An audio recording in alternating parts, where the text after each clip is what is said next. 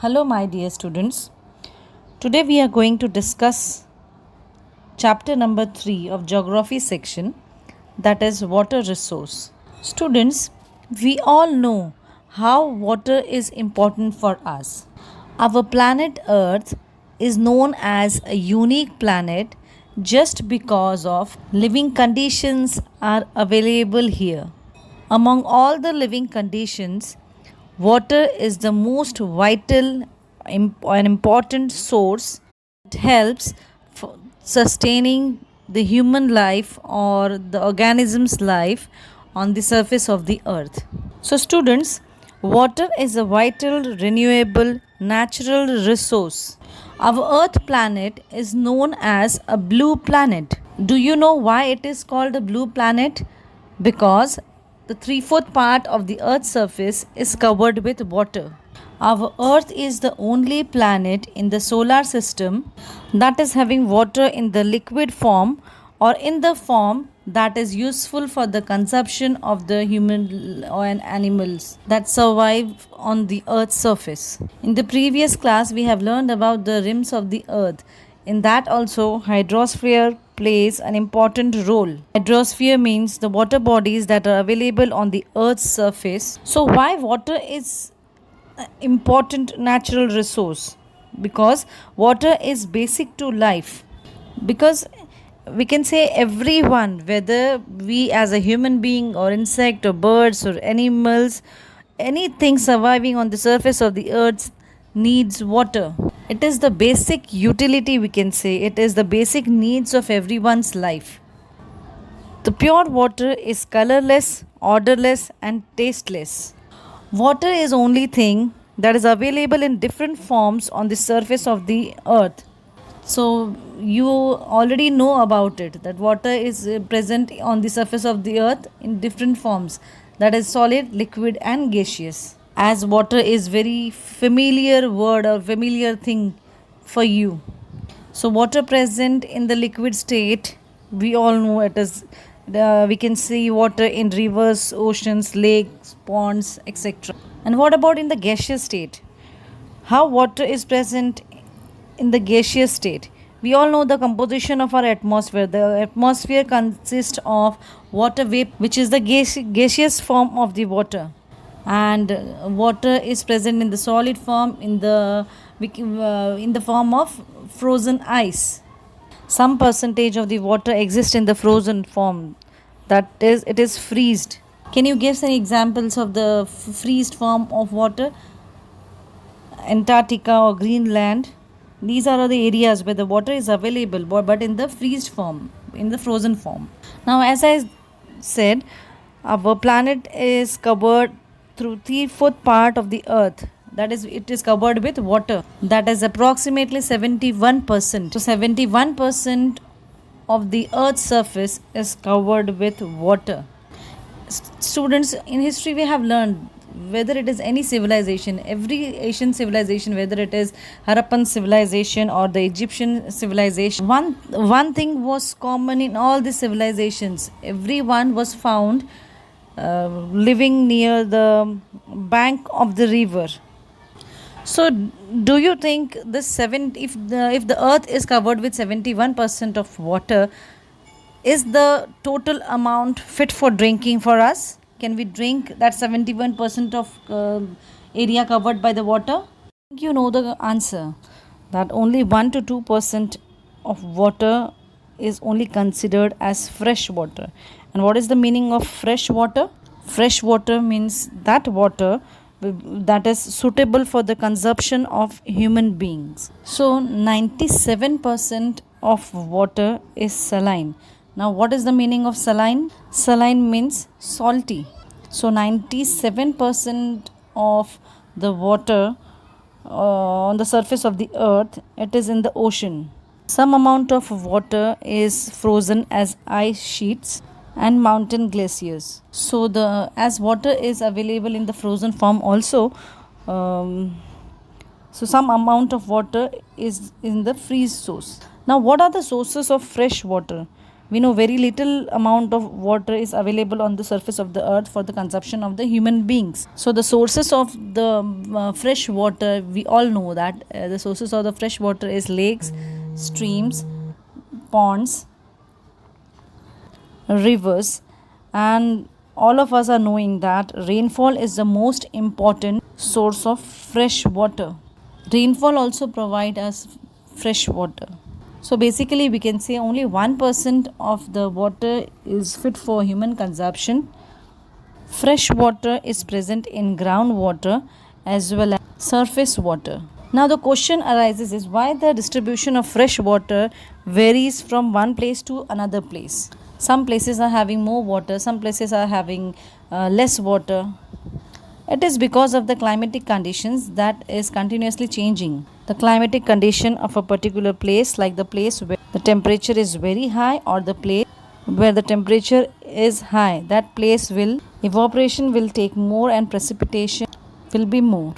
Now next reason of the distribution of fresh water is rainfall, because we all know that the place where there is maximum rainfall, the availability of the water will be more. So let's have a look on sources of fresh water. So basically, as I said, we get fresh water from the ground water, from the ground or from the surface of the earth, or we can say surface water.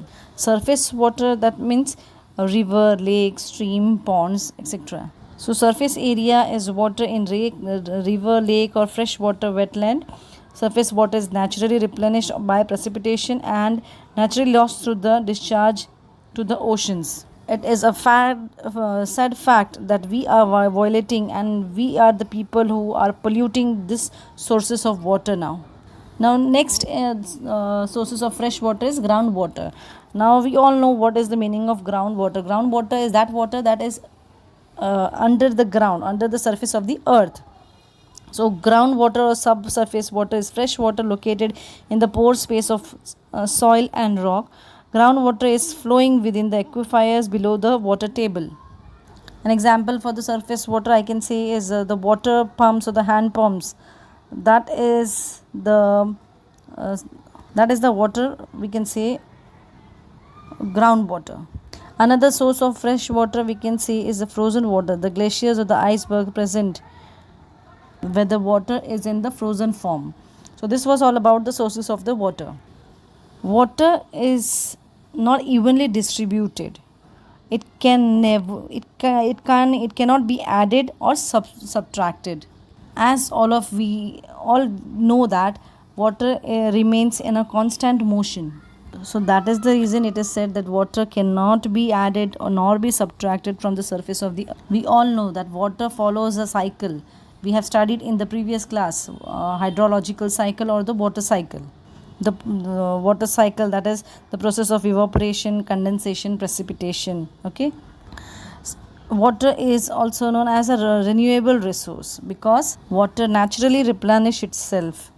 But as we humans are polluting water, that is the reason there is a shortage of fresh water, or there is a shortage of pure water that we can consume. So next is uses of water. So students, we all are familiar with the uses of water. So basically water is used in household or personal use and for recreational activities also. So some examples are given on the screen, like for household purpose we use water for washing clothes, watering plants, putting out fire, go water to the animals, cooking food, washing the car, etc, etc. And for personal use it is used in bathing, drinking, washing, brushing. For the recreational activities it is going to the pools and beaches, fishing, water games, water parks. So students, the most important fact is we cannot imagine our life without water. One day without water, it is very difficult to imagine. So different uses of water. Water is used in agriculture also. So students, nearly 70% of water is used in agriculture. Farmer use water for the growth and cultivation of the crops. So farmers use water mainly for the purpose of irrigation.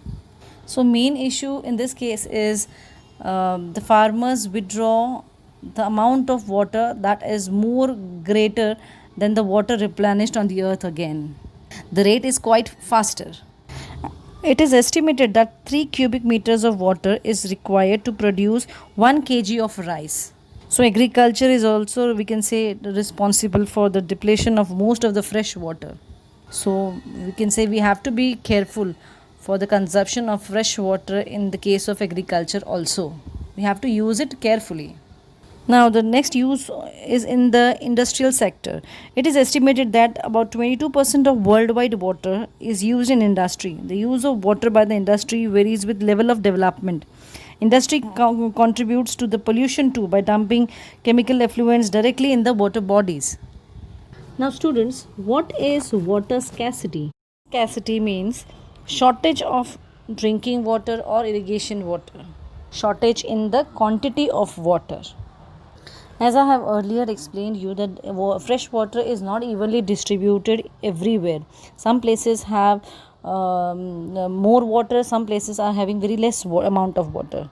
1 out of 3 people in the world do not have access to water to meet his or her daily needs.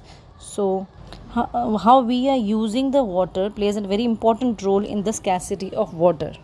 If we use water smartly and properly, and the process of water replenishment will be also equal, so we will get water easily. That means water will be available easily. So water scarcity, we can say, is both the process. It is natural also and it is caused due to human activities also. So the natural reason of scarcity of water, we can say, is global warming. As we know, the temperature of the earth is increasing day by day, and it is because of the increase in carbon dioxide. So global warming is the reason, and the places where which faces lack of rain, where there is not a good amount of rainfall, faces the scarcity of water, like we know Rajasthan. And flood is also the important reason, one of the sources of one of the main important cause of the scarcity of water. So same as the natural cause, there are human cause that is the reason for the water scarcity. One of the reason is population. The world population is crossing, by 2011 the world's population crossed 7.33 billions. The rise in the population, the speed of the rising population cannot take place with the utilization of the water. The amount of water is limited on the surface of the earth, and the population is increasing continuously. And we all know that the growing population consumes more water. Now, the next reason is industrialization and urbanization. And urbanization and industrialization go hand in hand. Both of them are growing at a faster pace. Both of them depend on the water supply, and there is no organized plan as how the available amount of water would be distributed among household and the industry. And pollution again, it is caused due to the several factors like oil spilling, dumping of waste, etc. These reasons make water unfit for consumption and led to scarcity of water. Such polluted water cause waterborne disease and pose a greater threat to the life of the people. So now let's have a look on conservation of water resource. As I have already stated in the first part, that water is in all the three states, that is solid, liquid and gas, and it is a very precious resource. So we can simply conserve this precious resource by using it judicially, using it properly.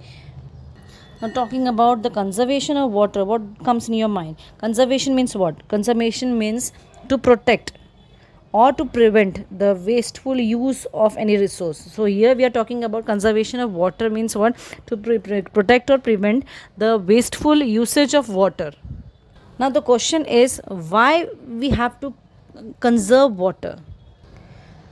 It is important because fresh water scarcity may be a big concern, big crisis in future, unless steps are taken to manage water properly. We have to manage it properly, we have to use it properly, otherwise one day will come that we will have to struggle for a single drop of water in future. So access of clean and adequate water is the major problem facing the world today.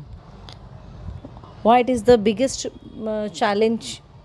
Because there are many people who cannot get fresh and adequate water to use.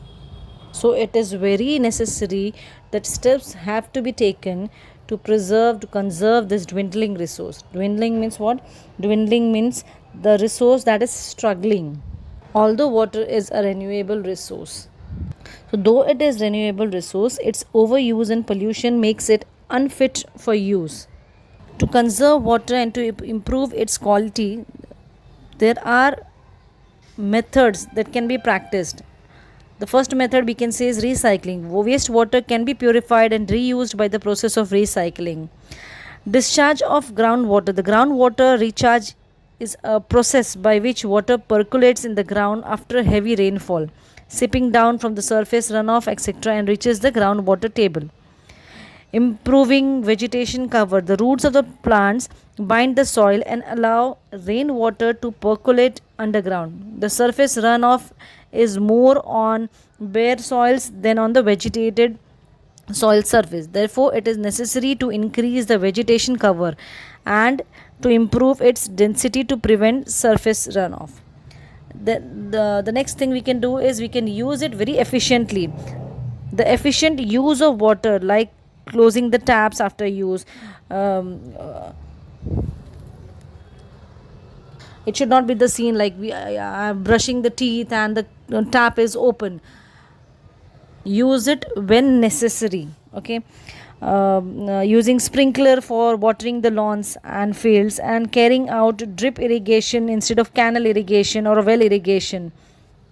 The protection of wetlands where the water bodies are there. Cleaning of river is also very important. We are the people who are polluting the river, so it is we should take initiative to keep it clean. So on the screen you can see some ways to conserve water, like fixing the household leaks right away saves up to 20 gallons a day.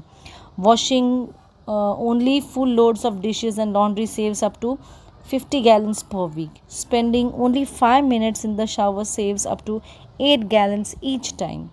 Turning off water while brushing your teeth saves up to 2.5 gallons a minute. Buying water saving devices like high efficiency washing machines or toilets saves many gallons a day. So students, what is rainwater harvesting? Rainwater harvesting is a simple method by which rainwater is collected for future usage. The collected rainwater may be stored, utilized in different ways, or directly used for the recharge purpose. It is the most important and most popular method to preserve and conserve water. So rainwater harvesting basically is like collecting the rainwater on the roof of the building. You can see that in the picture, that how rainwater has been collected and then stored underground for later use, and then it helps in recharging the depleted groundwater, raises the declining water table, and adds to the existing water supply. The two techniques most commonly used in rainwater harvesting are the rooftop rainwater harvesting and check dams. And rooftop rainwater harvesting, I have already shown in the figure how the rainwater is collected in the rooftops and flown through and is used for the recharging dried wells and storing in the underground pits. It is widely practiced in Tamil Nadu, Punjab and Delhi. Now next method is drip irrigation. In this type of irrigation, a micro irrigation system that has a potential to save water and nutrients by allowing water to drip slowly to the roots of the plants, either from above the soil surface or buried below the surface. The main goal is to place water directly into the root zone and minimize evaporation. In sprinkler irrigation, it is a method of applying irrigation water which is similar to the rainfall. Water is distributed through a system of pipes, usually by pumping. It is then sprayed into the air and irrigated entire soil surface through spray heads so that it breaks up into small water drops which fall to the ground. So here we end up with this lesson, water resource. The notes will be given in the WhatsApp group. Kindly copy all the things in your notebook. Thank you.